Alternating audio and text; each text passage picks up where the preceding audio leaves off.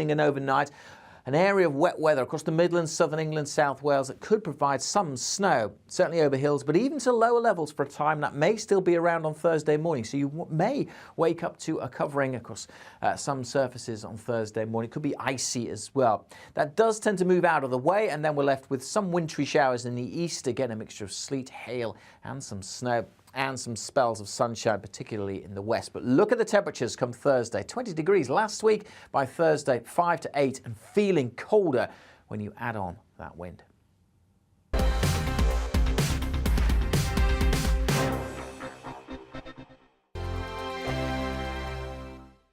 GB News is the UK's home of discussion and debate from all perspectives. To stay up to date on the latest stories, make sure that you subscribe to the GB News channel right here on YouTube. You can watch us live 24/7 across the whole world. You can also check out exclusive content and catch up on previous episodes of your favourite shows. Every day, we ask the questions that you'd ask, so why not add your voice to the conversation in the comments section? Don't forget to subscribe. We are GB News, Britain's news channel.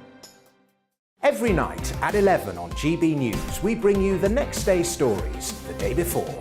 Basically like time travel. If it's a big story, we'll cover it, guaranteed. But we'll also have some fun along the way.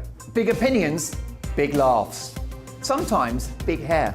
This is Headliners, the paper review show that won't send you to sleep like the others will. 11 p.m, 7 nights a week. Join us.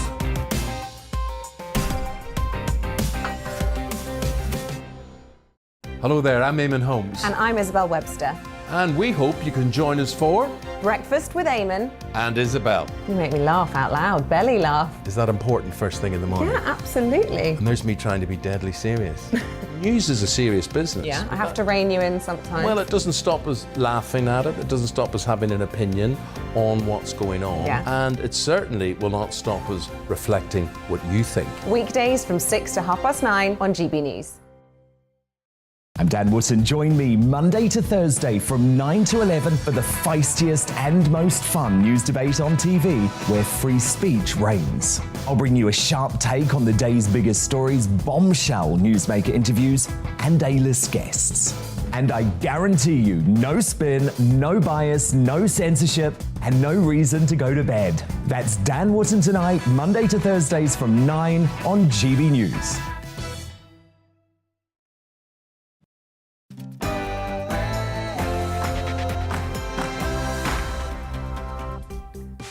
Hello there, it's 6 o'clock. I'm Michelle Dewberry, and this is Dewbs & Co, the show where we'll get into some of the things that have got you talking today.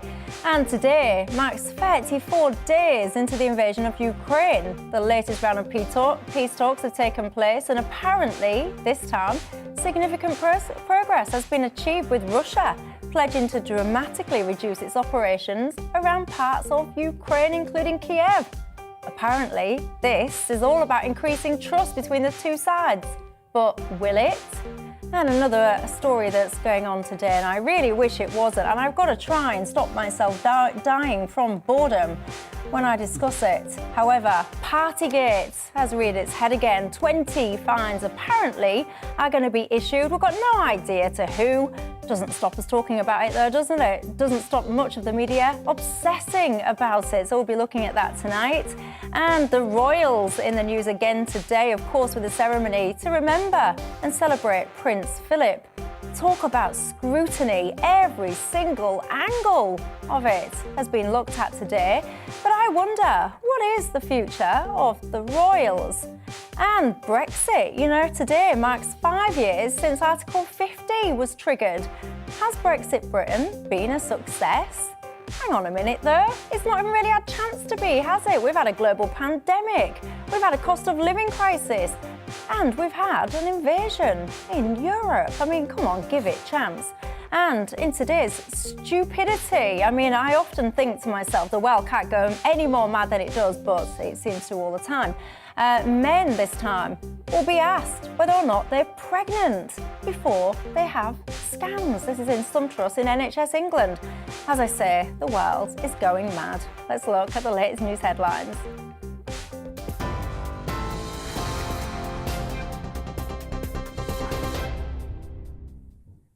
Michelle, thank you. Your news at just after 6 o'clock. I'm Polly Middlehurst. As you've been hearing, Her Majesty the Queen and other senior members of the royal family have been paying tribute to the late Prince Philip at a special memorial service held in London. Her Majesty was accompanied by her son, Prince Andrew, from Windsor Castle, who also walked her through Westminster Abbey.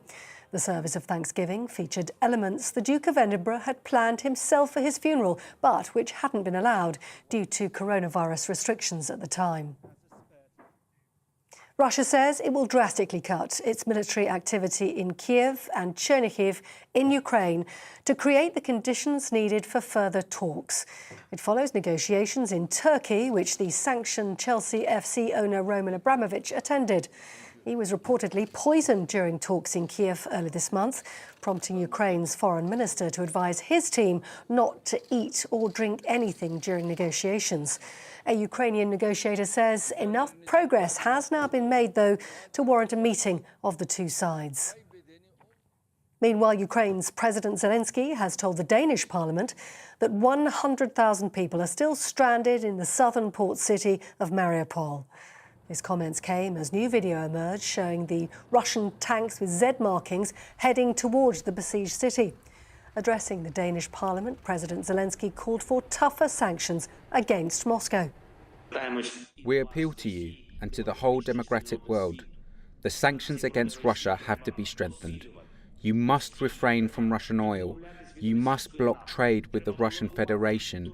You must close your ports to Russian ships. This has to be the common policy of the European Union, of all the member countries. President Zelensky addressing the Danish parliament. Well, meanwhile, a Russian strike on an administration building in the port city of Mykolaiv has been captured on CCTV. Local officials say 7 people were killed in the incident and 22 more were injured. Rescue workers are still sifting through the rubble after the regional headquarters was targeted. And here, a £38 million super yacht has been seized by the National Crime Agency. The vessel, which is docked at Canary Wharf in London, has been identified as belonging to an unnamed Russian businessman. Russian ships were banned from UK ports at the start of this month. The Transport Secretary, Grant Shapps, said detaining the yacht is another indication of how seriously the government takes these matters. Cannot be any benefits for people who've supported Putin, got their money through being friends and interest with the Putin regime. When you see what he's doing to Ukraine, when you see what he's doing to people's lives, it can't be right to have a yacht like this here in London, able to just sail away. Grant Shapps. Ireland has asked 4 senior officials at the Russian embassy to leave the country. The Foreign Affairs Ministry said it's because their activities had not been in accordance with the international standards of diplomatic behaviour.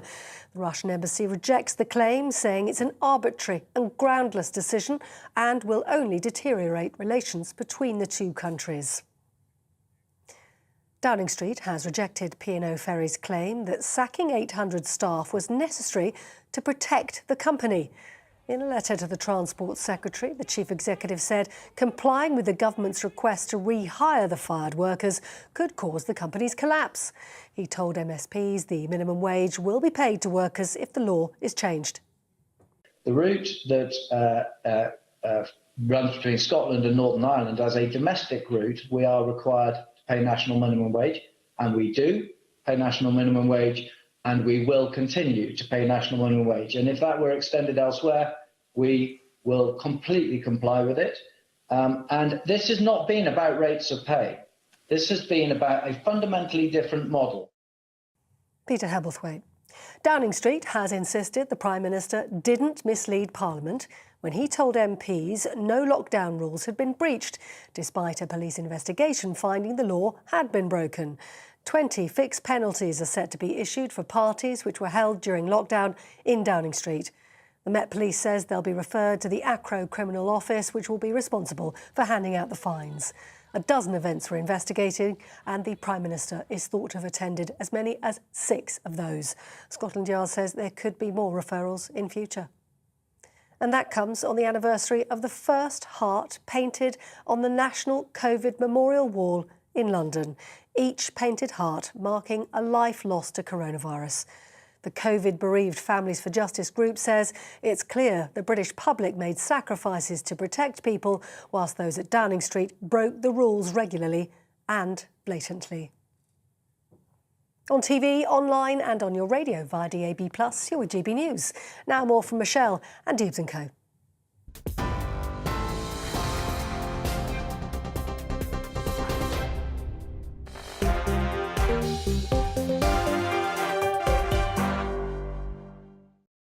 Thanks, Polly. Well, keeping me company tonight, my panel, Dominique Samuels, writer and broadcaster, Dr. Philip Kisley, the cultural historian, and journalist Joe Phillips. And you know the drill on Dewbs & Co by now. It's not just about us here, it's about you at home and your thoughts. What's on your mind tonight? And what are your thoughts on the stories that we'll be discussing? You can get in touch with me on email, gbviews@gbnews.uk. Or you can tweet me at Michelle Dewbs or at GB News. Don't forget, of course, you can subscribe to our YouTube page. We're live on there. You might be watching us now. Good evening if you are. We're across radio, DAB+.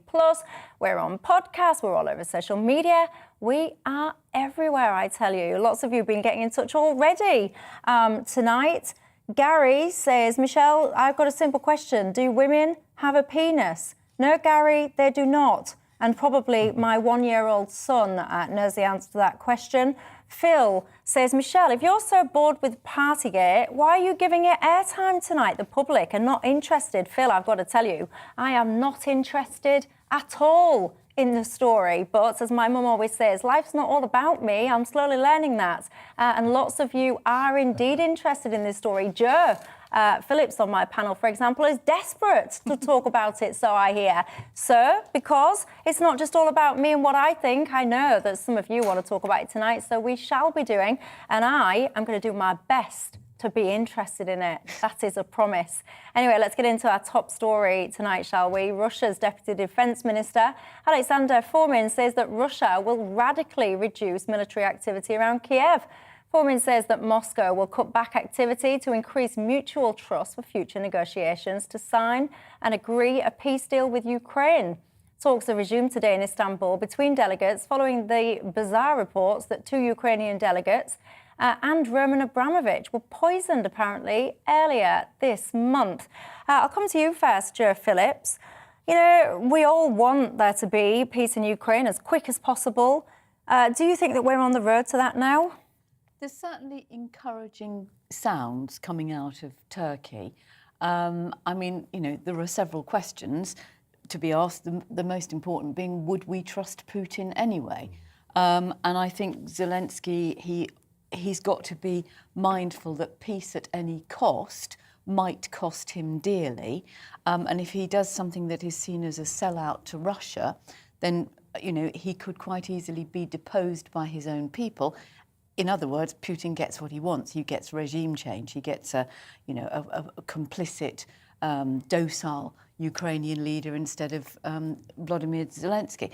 But, you know, the Ukrainians, in fact, the last time I was here, Michelle, we heard President Zelensky say about the doors of NATO being closed or not open in that rather sort of frustrated and bitter speech that he made that day. He's also apparently been talking about neutrality that would be a guarantee, providing there is something better than the Budapest Agreement, which frankly wasn't worth the paper it was written on. Yeah, you're on about when he got rid of his nuclear weapons. Well, not he, but when Ukraine got rid of their nuclear weapons. And we and Russia and America agreed to protect them. Well, clearly Russia hasn't. So I think, you know, there's room for encouragement, perhaps, but it's early days. And until the fighting stops, we can't really see any progress. Well, joining me now to discuss this latest development is Mark Harmon, journalist, author and director of Oxford Crisis Research Institute. Good evening to you. Just discussing here the progress that's apparently been made in the peace talks. Does this sound like good news to you? Do you think we can trust Russia to deliver what they're suggesting, which is dramatically reduce military activity in various places, including Kiev? Well, I think we should be very careful about trusting anything until we have clear ways of verifying it on the ground. Because partly what may be happening is the Russians have decided they can't capture the Ukrainian capital Kiev. So they're moving troops around southeast of the country where they've had better success so far in the fighting in order to reinforce those forces around Mariupol, terribly badly battered city in the south and over towards the city of Odessa.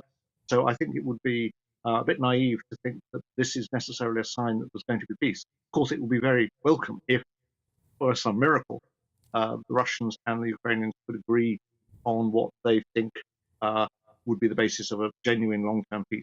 But this war has only been on for a month, but it has produced great bitterness because of loss of life, of the physical destruction, and the sense of perfidy that many Ukrainians feel they're confronted by on the part of Russia, and the sense that President Putin, whatever he might say, and he hasn't actually said anything terribly conciliatory yet, is in fact bent upon achieving his goals. And so there may be a pause. The ceasefire may be just one of those episodes which gives one side the opportunity to regroup its forces and start again, hoping, in this case, the Russians hoping to be more successful.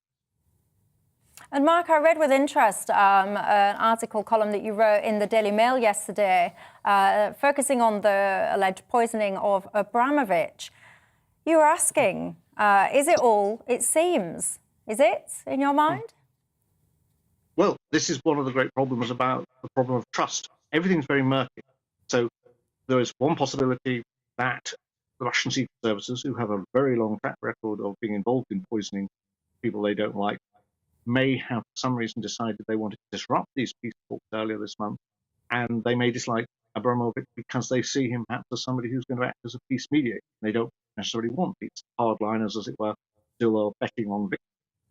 Then there's a possibility, a lesser possibility, it has to be said, but it may be some people in the Ukrainian side said, we don't want to see peace now because we're winning, and we can perhaps actually go the whole way and recover all the territory that we've lost, recover places like Crimea, which they had to give up in 2014. But obviously the main finger of suspicion points to the Russian government if it was poisoning. Of course, it could just be a freak food poisoning incident. And this, as I say, the very fact that there are plausible theories pointing the finger in different directions shows how difficult it is for anybody really to be able to say, we can knock heads together, we can find a basis for a settlement on which people will trust. The absence of trust on both sides, and it was sensed by the Ukrainians that if they were to sign a ceasefire, they could be attacked again when the Russians felt better able and had learned from their mistake how to do it again in a more ruthless, effective. That's, I think, one of the things that's going to haunt peace. Mark Hammond, thanks for your time there. Dominique, I've got to say, Russia today denied the so-called poisoning of Roman Abramovich and the other two people. You know, this is one of the challenges with this war in Ukraine, knowing what to believe, who to believe. It's a minefield. Yeah, it really is. I think this whole story has actually been really bizarre because, on the one hand, Abramovich was sanctioned by our country, and then on the other hand, he seems to be sort of the victim in all this because he's obviously been allegedly a victim of poisoning. So I don't know which side to believe. I don't necessarily think that Ukraine would have anything to do with this. I don't think that's really realistic. But just on the point of the peace talks being a sign of good progress, I think they're going to have to be. I think especially people within the West are going to have to accept that, you know, Ukraine will inevitably have to make concessions, whether that be in terms of neutrality or the area within the Donbass. I did actually say that months ago. I said that, you know, Ukraine should probably be neutral and that the areas in the Donbass in the eastern parts of Ukraine should probably be allowed to be controlled by Russia, and that wasn't very popular. But at this point, whether or not Russia is winning at the moment, it does have the military capabilities to be able to wait this out a lot longer than Ukraine probably can. Yeah. And what that means is more Ukrainian people dying, more chaos within our countries when we're dealing with a global economic crisis. And I think that's too much of a price to pay for both us and Ukrainian people. Dr. Philip Kesley, you're agreeing, I can hear? Yeah, I think so. It seems to me, I mean, it might be food poisoning. You know, it might well be food poisoning, we don't know. But it seems to me that this is a chance for Russia to regroup. And peace talks where nobody's allowed to drink any water or nobody's allowed to have any food because they might die, is they don't kind of instill you with much confidence, really. So I tend to think this is going to go on and on. I don't think the peace talks are going to achieve much. They might achieve something in the very short term. But I think it's going to turn into a long, dreadful, brutal war of attrition, and nobody's going to win. Yeah, and I mean, it's all well and good everyone fighting for Ukraine, but what kind of state will Ukraine be in the longer this goes on? That's the question I'm wondering. Right. Lots of you guys have been getting in touch, by the way. David says he couldn't hear the guest properly there. Well, I've got to say, David, I couldn't hear him properly either, but I just thought that I needed to clean out my ears. So if anyone was struggling to hear that interview, I do apologise for that. Russia, Peter says, why are you asking if we can trust Russia? We are not in talks with Russia. And if the people negotiating with Russia don't trust them, my question is, what is the point of negotiations? Yes, Peter, I hear what you're saying there, but the question here is, you know, who do you believe? We all sit here trying to understand what is exactly going on, and you could literally pick up the same story and you can have about 6 different versions of it at the moment.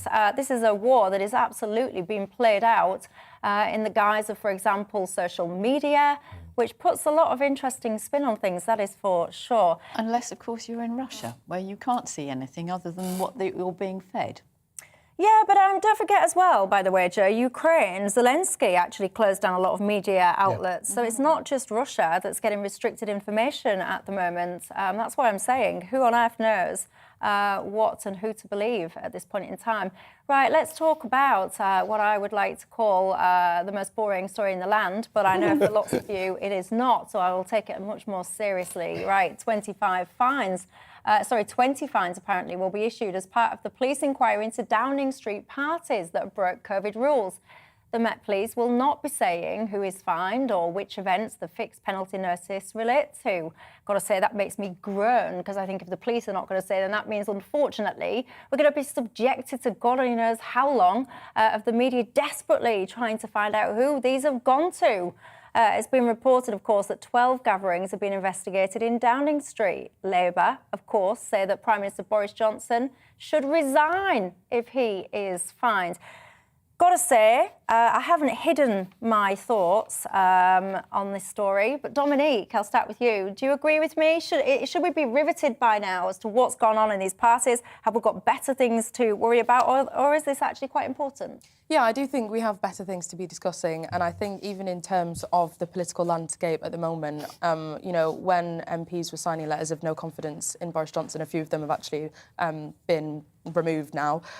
There were fears and, you know, calls for him to resign, that he would eventually be voted out, that he'd go, and I just didn't believe it, and I still don't believe it, because we've got the crisis in Ukraine, we've got the cost of living crisis to deal with.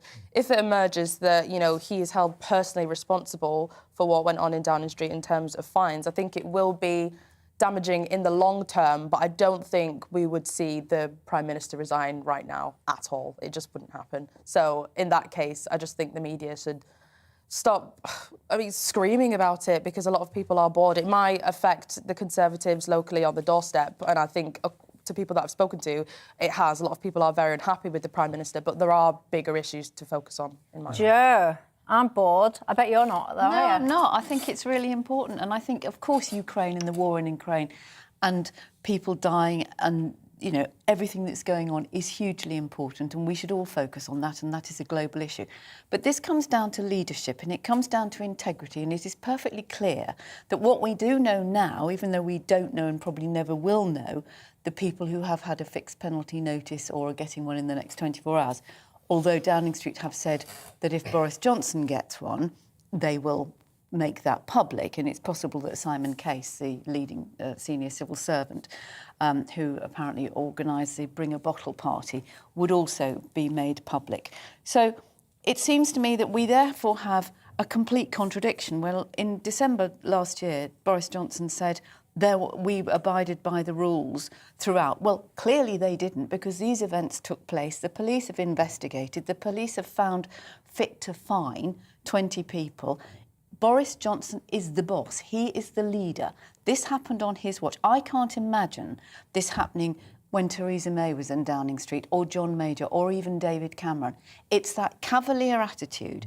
And isn't there an irony, as Polly was just saying in the news, that on the day that marks the first heart painted on that wall, the first fines are going to be sent out. And on the day that we've seen the Queen and the royal family go to Westminster Abbey to remember Prince Philip, we all remember her on her own, abiding by the rules the day after people had been boozing it up in Downing Street. I think that says to me, though, that the rules were unnecessary in the first place. And, you know, well, I feel as though... You might say that, Dominic, but the rules were put in force and people were being hounded for going for a walk, for meeting people. I agree. You know, either you make the rules and you stick to them, or you don't make the rules. But you can't have it both ways. So just hold that thought. I'm desperate to hear what you think, Philip. But Darren McCaffrey, we've got him joining me live from outside Westminster with the latest on this. Darren, what's happening? Yeah, very good evening, Michelle. Well, actually, what's happening tonight is the Prime Minister is hosting essentially all of the Conservative backbenchers here, part of his efforts to try and rebuild trust with many of them. It's been in the diary for a while, so it is somewhat of a coincidence it's happening on the day that these fixed penalty notices have been issued. In fact, actually, some Conservative MPs are privately saying they are not planning to attend this kind of dinner and drinks with Boris Johnson tonight because they think it is ill-advised and ill-timed. But in the end, listening to your contributors there, you're right, 20 fixed notices. Now, we don't know if that's 20 individuals or some individuals having received potentially a fine twice, because we believe there were way more than just one party here in Downing Street and indeed elsewhere within government buildings. But in the end, this is all still pretty tricky territory for the Prime Minister. Again, one of your contributors right in pointing out that clearly we don't think the Prime Minister is among the initial 20 today. Downing Street have said they will make it public if he does receive a fine, but also the Met have made it clear that this is only the start of what potentially could be a lot more fines to come. We think that those that have been issued today are to junior members of the civil service. Their names may never be revealed, but in the weeks to come we could see more fines issued. And even though the Prime Minister has got some headroom, clearly with what has happened in Ukraine, many feel politics has moved on, and even those that disagree with the Prime Minister inside the Conservative Party think now is not the time. That is different from saying that the Prime Minister is entirely out of the woods on all of this, because, as I say, we will have more police fixed penalty notices almost certainly in the weeks to come, and also the publication of that Sue Gray report. And I think for many MPs, irrespective of what now happens, and certainly for the opposition, they feel this quite strongly, is that we now know, far from what the Prime Minister said to Parliament in December, that there were no parties and all the guidance was followed. In the end, actually, Michelle, the police have revealed that there were rules that were broken inside Number 10. Parties were held against those rules, and that is why many MPs feel pretty aggrieved, and much of the public too. Is this, though, as difficult as it was for the Prime Minister during that melee back in January when this was dominating the news? It is not. And for some of his supporters, they would argue, given what is happening in Ukraine, given the cost of living crisis, that some people should get a perspective on all of this. For others, again, as one of your contributors put it earlier, this is about leadership and it's about integrity of the office. Who's going to win out? Will it be up to Conservative MPs to decide in the weeks to come? Darren McCaffrey, thanks for that. Philip, your thoughts? Yeah, I mean, I agree with Joe, really. It is about leadership. But I also think this is a really good opportunity to change our mindset. So rather than looking backwards and looking inwards, we need to look forward and we need to look out. Europe is a theatre for war. We've got a fuel crisis. We're looking at the biggest recession since the 1970s. And we're looking at, actually, the toughest time possibly since the war. Yeah. And because we've had it so easy for I sound like old here, don't I? But because we've had it so easy for so long, we're not prepared to deal with that kind of challenge. And it takes a different mindset. We should be looking to the horizon and to the challenges and the fear that's on the horizon rather than looking to the past. But then we need a leader to take us we into do, those. absolutely. And you need a leader that you can trust. We do, but what we don't want to do now is change that leader just at the moment, because actually I'm like you, I think Boris Johnson really hasn't done a good job. Yeah, but just at the moment, and in Europe and in this theatre of war, he seems to be handling himself quite well. No, he doesn't. He's parading. He's doing his Churchillian tribute act. He is parading. He's doing nothing. Yeah, I mean, he went cap in hand to Saudi Arabia. Yeah, I understand. we sell arms to them. I understand what you're saying. I understand what you're saying, but I don't see anyone who can take his place, and I certainly wouldn't see. I certainly don't see the opposition. Ben Wallace, Jeremy Hunt. No, not Jeremy Hunt. No, certainly not. Please, no. And the thing is, I think maybe this is sort of a bit dark. But I kind of like the fact that he's in a weakish position because that means that maybe more policy concessions can actually be wrestled out from him. I mean, there has been quite the concession on, say, fracking, for example, because a lot of people were calling for us to use, our own natural gas. There could be more concessions with regards to the green agenda and rising taxes, because at the moment we're just not really in a position to be rising taxes when ordinary people are struggling to put food on the table. So it could be, in a way, sort of positive. We might be able to wrestle a few more concessions out of him. That's what politics is. It's a bargaining table, isn't it? I think in the end, it won't be Partygate that does for him. It'll be the cost of living. And that we'll know about that, as Darren said, in May, in the local elections. And I think that's, that'll be 1 month on from the increase in energy.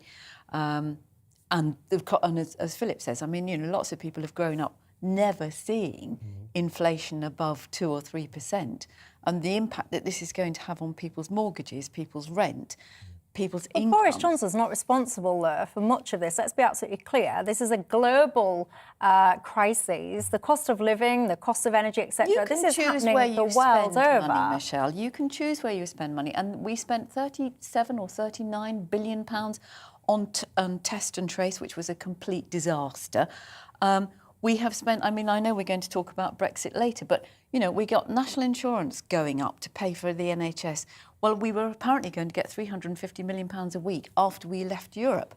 That didn't happen, did it? I think not even with that, though. This government has also been complicit from another angle here with global lockdowns. And I think what a lot of people are forgetting is part of the reason why we're in this position economically in the first place is because the global economy effectively shut down. And I've obviously been a very loud opponent against lockdowns, but a lot of people who have called for harsher, longer lockdowns, restrictions on the economy, people have lost their jobs, not being able to operate properly or pay their bills. The government has had to spend extortionate amounts in order to keep people at home. Those same people are now shocked that we're having to deal with rising taxes and rising costs, and that's just the reality. You're absolutely right, and be careful what you wish for, because there was an awful lot of people that wanted the government to do more and more and more, pay more money, help more people. But guess what? All this help, it's not free, We do have to pay it back, as we're slowly starting to learn now. Anyway, going to take a quick break. When we come back, I'll be reading out some more of your thoughts. And I want to look about what's been going on with the royal family today. Of course, we've had the memorial service for the Duke of Edinburgh. What do you think the future holds for the royal family? We'll have that and more after the break.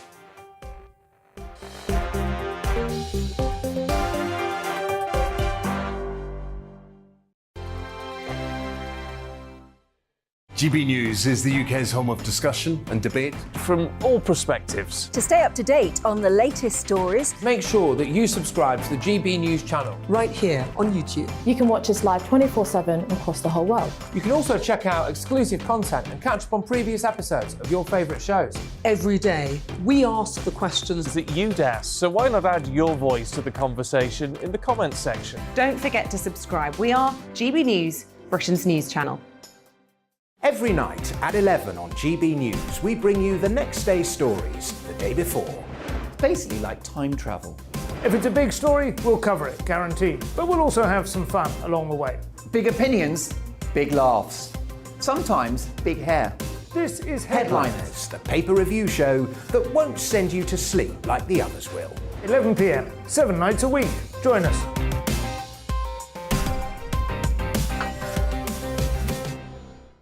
Hello there, I'm Eamon Holmes. And I'm Isabel Webster. And we hope you can join us for Breakfast with Eamon and Isabel. You make me laugh out loud, belly laugh. Is that important first thing in the morning? Yeah, absolutely. And there's me trying to be deadly serious. News is a serious business. Yeah, I have to rein you in sometimes. Well, it doesn't stop us laughing at it. It doesn't stop us having an opinion on what's going on. Yeah. And it certainly will not stop us reflecting what you think. Weekdays from 6 to 9:30 on GB News.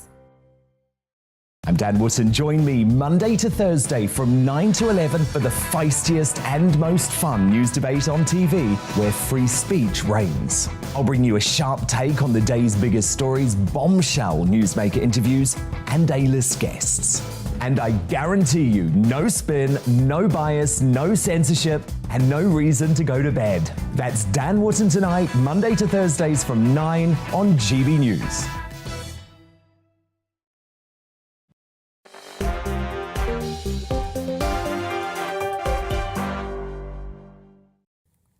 Hello there, welcome back to Dewbs & Co with me, Michelle Dewberry. Just a quick reminder, in case you've just joined us, as to who my panel is tonight. We've got Dominique Samuels, a writer and broadcaster, Dr. Philip Kisley, who's the cultural historian, and journalist Jo Phillips. Let's talk the royals, shall we?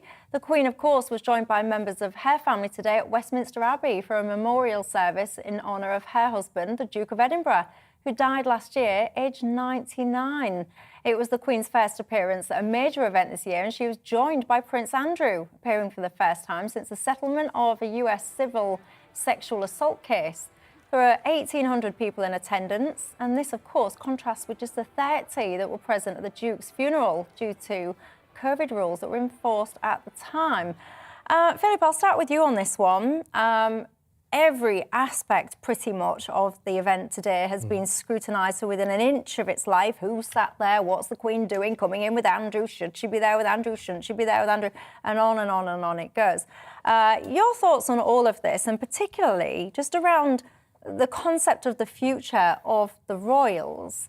I tell you, Michael's emailed in saying, Michelle, I have every respect for the Queen and her commitment to her role. However, and I think it's an interesting question, if you were starting afresh today and building a brand new country, say with a few million other people, would you say that one of those families there should basically declare themselves the monarchy? Prime Minister is elected. Is there any need for a president as a head of state? Who should be the head of state? What is the future for the royals? It's a good question, but we've been asking ourselves that question for decades and generations, haven't we? I think the future for the royals, they'll survive, I would guess, but it doesn't look that good for them, mainly because Charles, I don't think, is that popular, but also the younger royals are embracing identity politics and taking on responsibility for global slavery. You know, Prince William is saying sorry for global slavery, and it seems to be that they are alienating the people who love them and would love them anyway, and they're trying to kind of tease into the, you know, in try and appeal to wokery and people who would ordinarily hate them, and what they're doing is just appealing to nobody. You know, with Prince Andrew as well, and not to mention Harry and Meghan Markle, it really doesn't look good for them. It reminds me of the Diana years of the 80s and how they just seem to be completely and utterly out of touch. And I think now they're trying to be in touch, and actually that's the problem. Trying to be in touch with too many people. Dominique? Yeah, I have to agree, and I hate speaking badly about the royal family because I think the Queen is absolutely amazing. I think most people agree with that. However, at the moment, I agree, Charles isn't exactly very popular. I myself have been quite uncomfortable with comments he made at COP26, where he said, you know, we need to go on a military-like footing to tackle climate change. And around that debate has been things about, you know, changing the way we drive, changing the way we heat our homes, changing how much meat we eat, for example. You know, and is Prince Charles really going to go on that military-like footing like the rest of us? I really do doubt it, and I think that rubbed a lot of people up the wrong way. With Prince Andrew, you know, him settling a dispute for sexual assault, and he was best friends with a paedophile, that doesn't look good. And for him to be there, it seems as though he's just being accepted back into the fold with no real repercussions for his own behaviour. And then with, you know, Prince William and Kate, I think that they can potentially be the saving grace of the royal family because people genuinely do love them. I think the way they were treated in the Caribbean was unfortunate, although I don't think Prince William should have personally apologised. I think that it was mature and statesmanlike for him to address the concerns that were clearly there. However, at the same time, I agree with you, if they do want to remain relevant with the people that love them dearly and will, you know, go all out for the monarchy, I think they need to stick to the roots. Stop the, you know, the woke talking points about climate change and things like that. And I just think they should stick to what they know and just keep out of politics, really. But will they, though, Jo? Will they keep out of stuff? Well, Prince Charles has always been a very keen environmentalist. And actually, you know, to be fair, he's put into practice in a lot of his own farming and his own lifestyle and his architectural interests, everything that he's been talking about long before it was woke to talk about the environment. I think it's difficult when you're, what is he, 74, 75, and you haven't really had a clear role and you've got a mum who's still going on And yet she has made it clear recently that she expects him to succeed her and she expects Camilla to be Queen Consort. And I think it's only at that time that Prince Charles will probably sit down with William and say, OK, how are we going to play this? I mean, it's quite clear that the tour in the Caribbean was based on the formula that last existed, 40 years ago. Put them in the back of a Land Rover, let them meet grateful natives and all that sort of appalling attitude, which isn't to deflect from the fact that actually, lots of people are really pleased to see them and they do some good. But there needs to be a rethink. It's like, they're referred to as the firm. They refer to themselves as the firm. They need to be rebranded slightly if they're going to exist. And as for Harry, I think he will regret for his dying days to not be there today. Yeah, Susan has just emailed in actually saying the royals can't do right for wrong. Prince Andrew has every right to honour his father and support his mother. He is guilty only of bad taste in a friendship. I've got to say, Susan, I agree with a lot. See, but I actually, when you say you won't go that far, what do you mean? Because I found it today really bizarre, the amount of focus on people saying, oh, look, Prince Andrew was there and he's been linked to Epstein. And why would you pay 12 million quid to a woman that you claim you've never met? But that today is irrelevant. This is I agree with you. For today, his father. For today, yeah. But I mean, I'm just talking about the optics of it, and the optics aren't good. And to say that, what do you mean the optics aren't good? Because to say that he just had a poor choice in friends, I think that's really quite a shocking statement to make. I mean, the guy was a sex trafficker, and Prince Andrew still went around this sex trafficker even after. But specifically, been found out to have been a sex trafficker. But I want to pull you up on your point. What do you mean that the optics don't look good? This is a man supporting his mum to remember his dad. Did he have to be the one there, though, going in with her? Why not? I don't think he should have. I think he should have been there. I think it was probably the Queen's wish, I would imagine. I don't think that was the right thing to do. Well, it might not have been the right thing to do, but I think that was the Queen's wish. I think there's something else here as well. We're talking about ethics, aren't we? And we're talking about, him being friends with a paedophile and a sex trafficker. There's also the stupidity of his interview, the BBC interview, and I think people find that really, that sticks in people's throat as well. It's not just about the big important issues. There's something quite embarrassing about how he handled himself and how his advisors as well handled that situation. So I looked at the image of the Queen today, and I love the Queen, and I'm a royalist, but I do really fear for the future. Do you? See, if I was the Queen, I wouldn't give a monkeys what people thought about my son. If I wanted my son to support me at my side, he would be there, end of story. Well, that's what I've just said. I think that's what's happened. I think that's exactly what she did do. Yeah, well, let me know what you think to that, because there has been an awful lot of scrutiny about the whole kind of Prince Andrew thing, and should he have been the one in the car with the Queen? Dominique says no. I say absolutely. If that's who she wants to support her, you have whoever you want to support you. Never mind what anyone else says. Anyway, we're going to take a quick break. When we come back, I want to talk to you about the fact that did you know that today is 5 years to the day since we invoked Article 50 and began the process of leaving the European Union. I want to look at how it's going so far. And I also want to touch upon the absolute bizarre, stupid, if you ask me, concept that some trusts in the NHS England are now going to be asking men whether or not they might be pregnant before they have a scan, an ultrasound. I mean, honestly, the world is gone mad. I'll see you in a couple of minutes.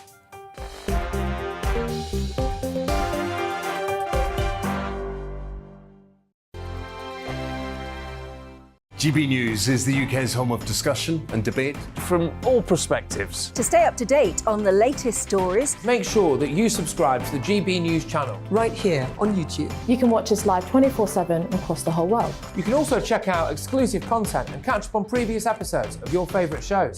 Every day, we ask the questions that you'd ask, so why not add your voice to the conversation in the comments section? Don't forget to subscribe. We are GB News, Britain's news channel.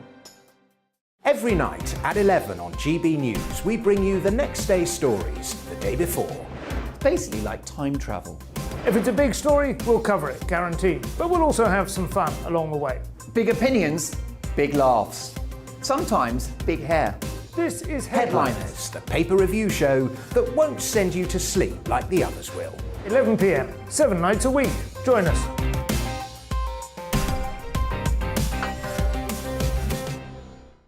Hello there, I'm Eamon Holmes. And I'm Isabel Webster. And we hope you can join us for Breakfast with Eamon. And Isabel. You make me laugh out loud, belly laugh. Is that important first thing in the morning? Yeah, absolutely. And there's me trying to be deadly serious. News is a serious business. Yeah, I have to rein you in sometimes. Well, it doesn't stop us laughing at it. It doesn't stop us having an opinion on what's going on. Yeah. And it certainly will not stop us reflecting what you think. Weekdays from 6 to 9:30 on GB News. I'm Dan Wootton. Join me Monday to Thursday from 9 to 11 for the feistiest and most fun news debate on TV, where free speech reigns. I'll bring you a sharp take on the day's biggest stories, bombshell newsmaker interviews, and A-list guests. And I guarantee you, no spin, no bias, no censorship, and no reason to go to bed. That's Dan Wootton tonight, Monday to Thursdays from 9 on GB News.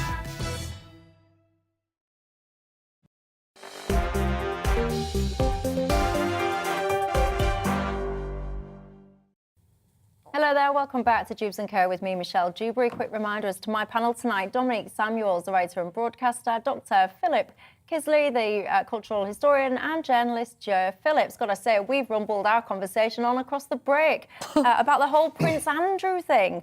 Lots of you getting in touch on this. I find it absolutely bizarre that anyone would even suggest for a nanosecond that Prince Andrew should not be at the memorial of his father. And they're supporting his mum. But it really has divided opinion. Steve has emailed in saying, Dewbs, the Queen literally stuck two fingers up to the public by having Andrew besides her. I mean, come on, Steve. This is her son, and this service is to support his father, to remember his father. She's also a public servant. I mean, Dominique, still, I can't. She has a responsibility. It might sound harsh, but she has a responsibility to the public as well as her son, and her son is a disgrace. Well, there you go. What do you think? Margaret says that she's with me. She agrees with me 100% regarding Prince Andrew supporting his mum today. That I'm going to park that topic there because that's what I like. Someone agreeing with me 100%. Margaret, you've got good taste, I can tell you. Right, so let's move on. Men who are undergoing scans at some NHS trusts in England have been asked if they're pregnant. Yes, you did indeed hear me right, men. The word female has been replaced by individuals in the law regarding medical procedures. And a selection of trusts are now asking all patients under 60 if they are pregnant before undergoing procedures which could harm an unborn child. Dominique Samuels. I mean, what this is it's just virtue signalling for the sake of inclusivity. But I think this idea of inclusivity really is about excluding women, because it's women that are disproportionately affected by these decisions. And I mean, you only need to look at the statistics. The prevalence rate globally of being a transgender woman is about 1 in 30,000 and 1 in 100,000 for a transgender man. The vast majority of transgender people are male to female, not the other way around. So any gender-neutral policy will disproportionately affect women. Therefore, we have every right to be concerned about this. And it's simple. Men cannot bear children. It's females, rightly said in there, females of childbearing age. That shouldn't be offensive. It's just what the reality is. And it's crazy that this is being our taxpayers' money is being used to fund ridiculous things like this that don't actually really mean anything. It's one of those instances, isn't it, where it's the tyranny of the minority. And this, if you think about this whole gender thing, it goes back much further back than we think it does. It goes right back to postmodernism in the 1960s. And then it crystallises around about 1990. There's a book by Judith Butler. And this is literally your forte, isn't it? This is my forte. You are a cultural historian. There's a book by Judith Butler called Gender Trouble, which posits that gender and gender identity is just a social construct.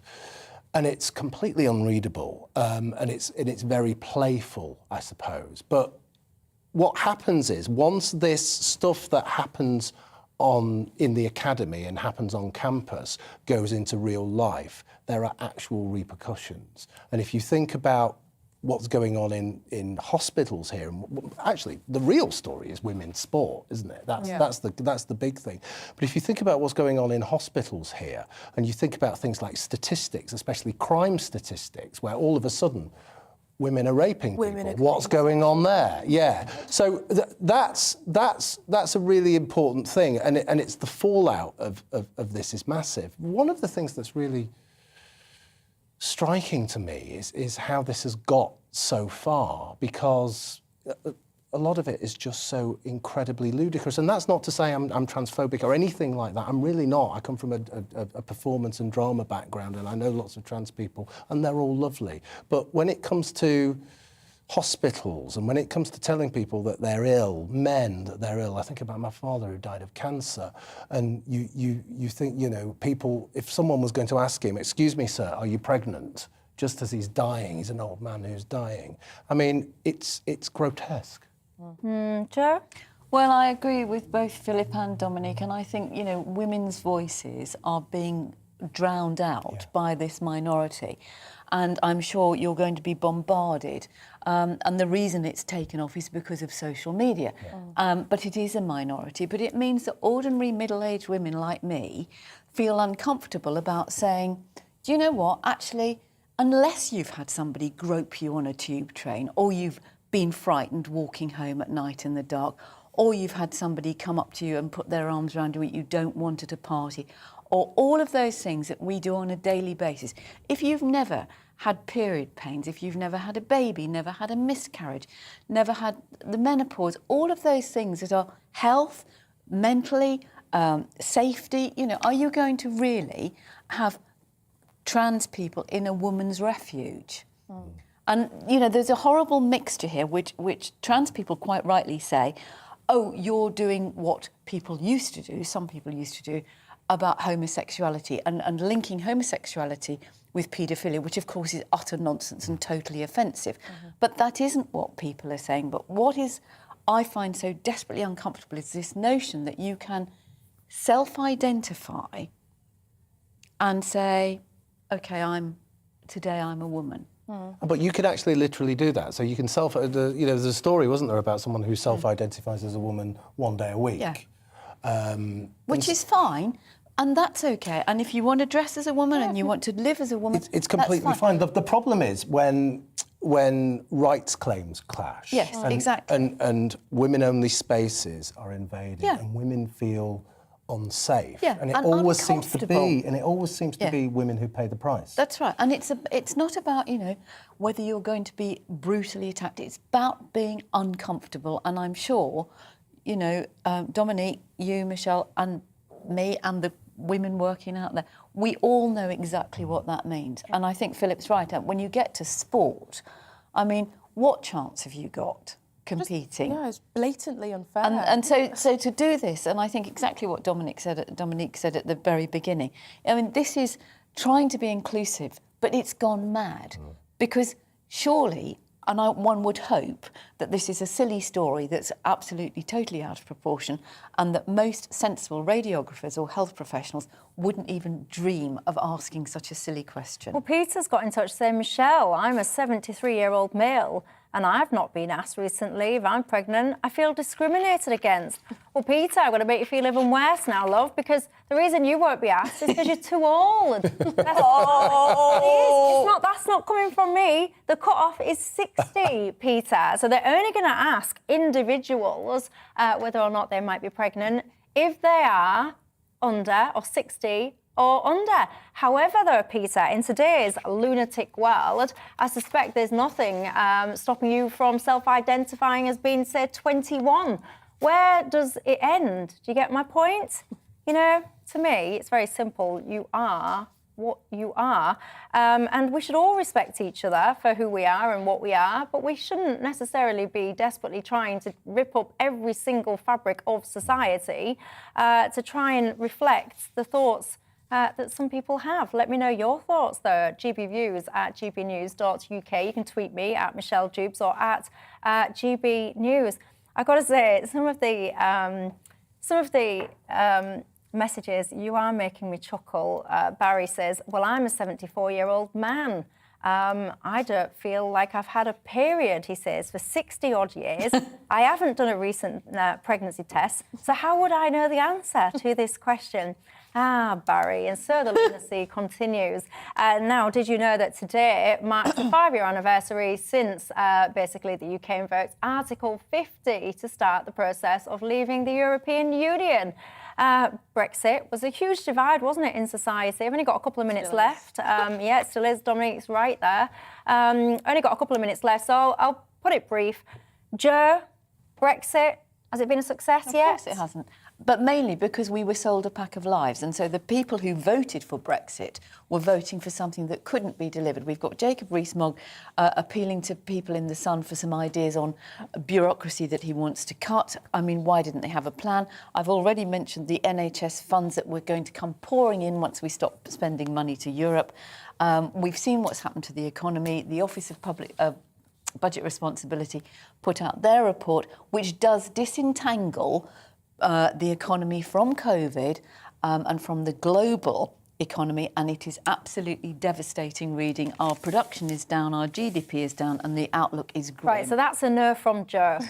Philip?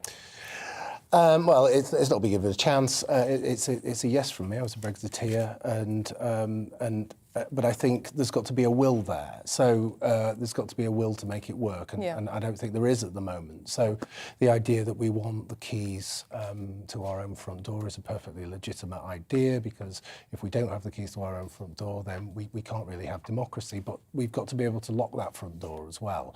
And if we had a head of border control who didn't believe in borders. So there needs to be a much more, and I'm not anti-immigration, I'm from an immigrant background myself. My father was Hungarian, came here in 1959. But I do believe we should be having much tighter control on immigration. That could have come from Brexit, but there's no will to impose it. Dominic, briefly? I don't think it's had a chance personally, and I think there is sort of a chasm between people that are more on, Nigel Farage's idea of Brexit and on the Conservative Party's idea of Brexit. I don't think both of those sides really reconcile. Even, for example, as mentioned, with immigration, we now have more control over our borders, and it seems that we've not really taken advantage of that. I mean, people might disagree with me on this. I don't believe in, taking in hundreds of thousands of people from Hong Kong. I didn't really agree with it with Afghanistan, etc., etc. But at the same time, I do think that we do have to give it a chance. And like you said, I completely agree, we need leaders with an appetite for it. Well, there you go. And I suspect, I can tell you now, that this Brexit debate will rumble on and on and on. But you know what? Let's be honest about this. Look at what has gone on in the world since we voted for Brexit. Nobody could have foresaw some of the things that's happened. We've had a global pandemic. We've then had a cost of living crisis. We're then lurching into the cusp of a potential war in Europe. I mean, goodness gracious me, Brexit is a long-term strategy. So let's give it a bit of a long term, shall we? See how it goes. And for goodness sake, everyone, stop bashing absolutely everything. That's what I say. Have a good night. I'll see you tomorrow. Hello again. This time last week, it was all about blue skies and soaring temperatures. But the next few days are going to offer a big contrast. It is turning much colder, with ice in places and even some snow. Here's the reason why this cold front is drifting southwards. It wiggles around a little bit, and that could provide a bit of snow, particularly during tomorrow evening. But it introduces the cold air everywhere by Thursday. Back to tonight, and the cold air is moving in across the northeast of Scotland, and with the snow showers here, that could cause a bit of disruption, ice and snow risks, so we do have a yellow warning in place. Rain spreading into parts of northern England and Northern Ireland. Behind that, the colder air, so a frost. It'll be a relatively mild night across the south. Temperatures about average as we start Wednesday here. And a dry, bright day for parts of the southwest. Certainly a brighter day compared to today with some sunshine, but dull and damp to start with for Northern Ireland, Northern England, as this zone of rain drifts south into the Midlands and East Anglia. Could be a bit of snow on the hills over northern parts of England. Certainly more snow showers coming into the far north, and the colder air has spread further south. So today in the teens in Belfast, tomorrow only 7 Celsius. We could again get into the teens in the southwest, some late showers here, but the biggest cause for concern is this zone of wet weather sinking south tomorrow evening. As the cold air hits that, we could easily see some snow, mostly over hills, but even to low levels, there could well be a covering over parts of the Midlands and southern England as we start Thursday. Quite a bit of uncertainty about that, but stay up to date with the forecast. As I say, you could wake up to a covering of snow across parts of the Midlands, southern England on Thursday morning. Still some wet weather